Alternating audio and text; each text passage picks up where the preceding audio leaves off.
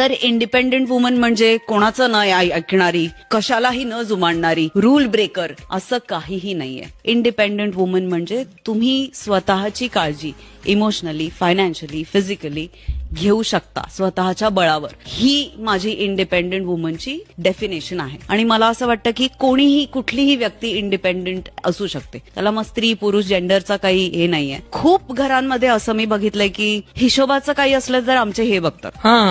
तर नाही, नको, ह्यांच्या हातातून घ्या, ते शिका. शिकण्याची तयारी पाहिजे. मला असं वाटतं की you should be open minded. कुठलीही गोष्ट कुठल्याही टप्प्याला शिकण्याची तुमची तयारी पाहिजे. म्हणजे मी आताच एक काहीतरी स्क्रोल करताना बघत होते की शिकल्याने आपण किती अज्ञानी आहोत हे पहिल्यांदा कळतं. मग त्याच्यानंतरची स्टेप आहे मला नॉलेज मिळालं. मग त्याच्यानंतरची स्टेप आहे मी ज्ञानी झाले आता. सो याच्यामध्ये काहीच वावगं नाहीये. आपण असू शकतो अज्ञानी खूप गोष्टींच्या बाबतीत. हो, मला यातलं काही कळत नाही. हा एक्सेप्टन्स खूप महत्वाचा आहे. महिलांना स्पेशली हे सांगायचंय की हे बघतात नाही, तुम्ही बघायला लागा. थोडं थोडं थोडं तुम्ही बघायला लागा. स्वतःसाठी एखादी वस्तू घेणं स्वतःच्या आनंदासाठी, ह्याच्यासारखा दुसरा मोठा आनंद नाहीये. आणि मला असं वाटतं ना, एक ना स्वॅग येतो ह्यानी. तो swag everybody deserves that swag. आणि मला असं वाटतं की सगळ्यांकडे ती खरं तर कपॅसिटी आहे. ती फक्त तुम्हाला पुल करून बाहेर आणायची. ती आणलीच पाहिजे असं मला वाटतं.